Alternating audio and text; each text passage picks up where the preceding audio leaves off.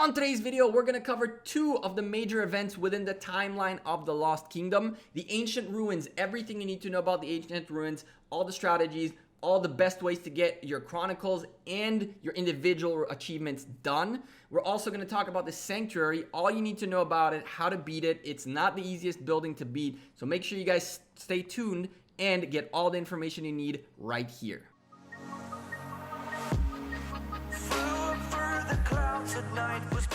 Hey there YouTube, welcome back to the Gekko. You guys are witnessing Hai's first attack on the Ancient Ruins. We're going to talk about three things in the Ancient Ruins here. First of all, how to get it the best, most efficient way so everybody can benefit out of it. The second one, using this first method, how to get your Chronicles done, and of course how to get your individual achievements done. If you guys like this kind of content, you guys like Lost Kingdom stuff, all the good stuff, we're talking strategy and all that, make sure you smash a like on the video and of course subscribe to the channel, hit the bell so you get notifications every time I post a video. Now here's the deal, you guys are seeing the stalkers spawned on the map. Now these stalkers show up every 5 minutes. The event itself unlocks every 15 hours and the building is available for occupation for an hour. Once that's done, the building is reset and you can do it again within 15 hours. What you need to do to conquer this building is, one, to get rid of all the stalkers within the zone that is marked on the ground, and two, to make sure your alliance is the only one left within the zone. Once you've conquered the building, anyone else can come into that zone, because as long as your alliance's marches are within the area, as long as there's at least one of them left, your building will stay occupied by your alliance. This is important to notice for the Chronicles part. Before we talk about all that, let's talk about how to do this event the most efficient way. I would recommend you guys use the same exact method and system, whatever you want to call it, that I pointed out about Guardian hunting. I'm going to leave a card up top for you guys where you can see the Guardian hunting method, and that's pretty much what you got to do in here as well. What we did is 5 marches, 30 or 40,000 troops per march, and first round, which the mistake we made here was that on the first round, MUL and a couple of other alliances wanted to get their 20 stalkers as well, which made sense. But then they didn't leave the area on time, which cost us time on the event. So what you want to do is the first round of stalkers, only the alliance that is conquering the building is going to be within the square. Now from there, once you conquer the building, any other marches can come in there and kill stalkers for the Chronicles thing and pretty much get it done. So the first round, you want to make sure it's only you guys, and then from there get everybody else involved as well. I very much recommend using 30-40,000 troops and a lot of marches so everybody gets at least 20 stalkers. 5 marches, you're good to go. Once you have conquered the area, it starts ticking for rewards. Every march, every minute you are on the battlefield within that zone, you get, I think it's 1 honor point, 1 individual alliance honor point, and 3 individual ones, or that's backwards, I don't really remember, and 1,000 XP per commander per minute. So if you stay there the full 55 minutes, 60 minutes, whatever it takes, you could have 55,000 XP per commander. Hitting the stalkers is not the craziest XP, and even hitting this guardian that shows up every, I think, every 3 or 4 cycles and drops a bunch of gifts, it's not the craziest of things. The gifts are one time, one person picks them up and they disappear, so you really, when you have that many marches, the likelihood of you catching something good is very slim. But the more this event keeps recurring every 15 hours or so, the less people show up and it's easier to get rewards. That's the bottom line. Now, why would you want to be doing this? First of all, XP. Secondly, honor points for free. By just standing in the area, you are good once the building is conquered. How do you do the individual rewards? Now, the individual achievements really pissed me off because it's not working well. What you're supposed to do is you're supposed to be holding the building. Once your alliance got the building, you just got to stay in the area, and that's that. Turns out that doesn't work like that. what I was told by you guys, by the way, so thank you for letting me know, is that every time there is a round of stalkers appearing, which is every 5 minutes, you have to leave the area and come back in, and that's how the points will keep accumulating. You need up to 800 minutes within that area to complete all 5 Conqueror levels, and you get a bunch of rewards out of it for free. So not the hardest thing to do. All you got to do is stay active, and every 5 minutes get out, get in. I think that's kind of annoying. The Lift Gaming, come on guys, you guys said you got to stay in the occupied area, and yet I have to be doing things, going in and out. Not cool, not cool. Fix that, please.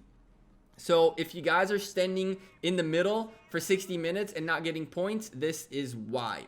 So remind you, the first round of this happening, you let the alliance who's conquering the area conquer the area. The second, third, fourth, all the way to 10 rounds, you can do, the other alliances can get involved in killing stalkers as well, because as long as the conquering alliance stays within the area, it's their building. So for the 24-hour 20 stalkers, you shouldn't have a problem if you employ the guardian hunting system. In here, you make a pattern like we did, top left, bottom right, top right. Some people cannot pay attention, which kind of sucks, but then again, there are so many people there that it took a little bit to coordinate this. Towards the last few rounds, we really got it going really nice. This is just the first round on repeat because I really wanted to make sure you guys understood all the information available. Make sure you're doing the right pattern and using the guardian system. Make sure you guys stay out of the area until the supposed alliance that is conquering the building conquers it. Make sure that if you're conquering it, that you're sending 5 marches to just chill there or come in and out for your individuals. But even if they're chilling there, you're getting honor points and you're getting a lot of XP, which is super recommended. And finally, make sure you guys rotate the building around. You know, some alliances have done main alliance, side alliance, main alliance, second side alliance, main alliance, third side alliance, so forth and so on. Don't be too greedy, guys. Don't be too greedy. Try to rotate among alliances. Try to help out each other. It's a pretty cool event, except for the small bug that you got to get in and out of the zone. I really like it, and I've been doing it every time it's Hai's turn and getting some nice XP on my commanders for free. Now, let's talk about the Sanctuary. The Sanctuary is one of these buildings that is not as easy as it seems. It is just like the Crusader Fortress, except that the AoE damage is not in a circle, but it's in a fan shape, which means only if you are on the side that the thing decides to proc on, you can get screwed. As you can see, we had a tier 5 march in the rally, and then tier 4s kept reinforcing it. This was a full tier 5 rally. It was a very, very strong rally, and a few solo tier 5s hitting the building. Now, Hai went for the brute force approach. We're just gonna brute force this, and that's that. There's a better method to get this done, which I will showcase to you guys at the end. But I want to show you is this image right here that I made, that is available in my Discord, link in the description, by the way. You guys can see they have the first skill is the big important one that does a ton of damage, a ton of damage. And what we had to do is really make sure that our marches stay at the bottom, away from where the rally is, which is where the major proccing happened. Now, it is not the hardest building to beat. There are no guardians spawning or something like that, but it is a very, very strong building. It's a super, super strong building, and you have up to 5 minutes to get it done, or else it heals up and you're screwed. It does healing continuously, all the skills and all that you guys can see in the image that I showed. And of course, in the description down below, you can go to the Discord server, and in there you'll find this image and the image of all the buildings that I have unlocked. I usually, within half an hour of us getting the building, have the picture up on the Lost Kingdom server on the channel. So make sure you guys are there and getting all this information. Hai went pretty straightforward. I think we were the first ones to get this building. We just said, screw it, just brute force, tier 5 rally, tier 5 solos. Towards the end, I think even some tier 4 solos just to get things done.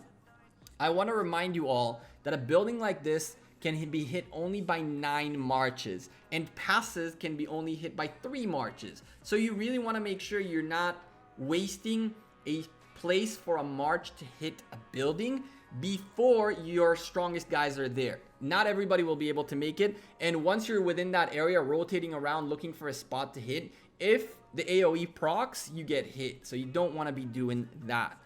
So it was a pretty straightforward catch for high. It almost didn't work out. But again, we have the strength, we have the numbers, we have the tier 5s, had everything we needed to just brute force technique this out the window. Now, in the picture that I made, again, in the Discord group, you will see 3 pairings on the top of it, which are rage reduction pairings. What you guys really want to start thinking about is how to utilize your side marches. I don't think that a tier 5 side march with, let's just throw the one of these ones that we're seeing right here, with Minamoto and Khan, or with a Richard and Minamoto, let's say, or something that does a lot of damage. I don't think that benefits as much as having a march of full tier 5s that has commanders that do rage reduction. At the end of the day, the less times the building procs its skill, the more likely you are to beat it, as it will heal less, as it will not do damage. I mean, it will do some damage to you, but it won't do as much, as every time it procs, it heals. So every time you let it proc, it'll heal. So it'll make things harder for you. If you ask me what the best method to take this building is by having the tier 5 rally, and then having your tier 5 players sending as many marches as they can. I think there are 3 combinations that you can use of rage reduction tier 5 solo marches. Yes, that this march down here, that the PH march with Richard, really survived for a long time, especially because it was on the other side away from the rally, and very little procs happened in that direction.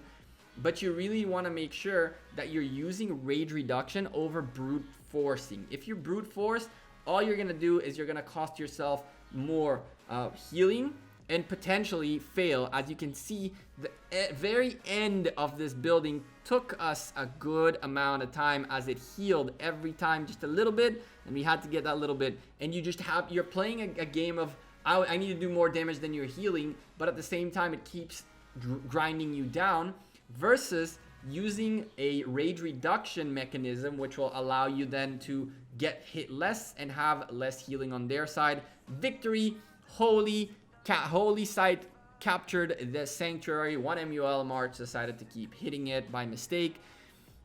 This is the rally report, pretty straightforward. 2,000 surviving right there. We had a lot of troops joining that rally though, keep that in mind, and it almost failed. There's a bunch of troops left, right? But it had a rough time. I want to show you guys how JWM did it. And JWM did exactly what I was talking about, and this came from them. You can see Hermans, you can see Boudikas. Those marches, the Hermans and Boudikas, are tier 5s, some tier 4s in there as well. There are some tier 4s in there that are closer to the tier 5 that are getting chunked, but still, these guys are doing massive rage reduction. By the time on the high rally that we got to that point of the HP of the sanctuary, it had procced at least once, if not twice. Look, it has yet to proc a skill. It has yet to proc a skill, guys. Look at that.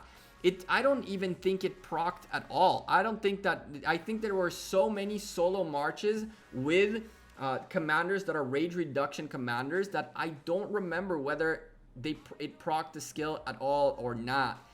You guys are going to get to see this in a moment.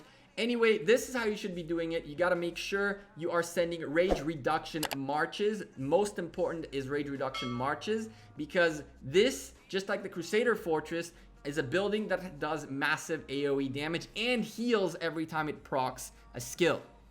Anyway, how did you guys find the video? If it was helpful and all that, make sure you slap a like on the video. If you have any questions, comments, suggestions, anything, leave me a comment down below. Twitter, Facebook, Instagram, and Discord, all in the description down as well. I'm always active on them, so go follow them. Hit me up there. We'll chat for a little bit.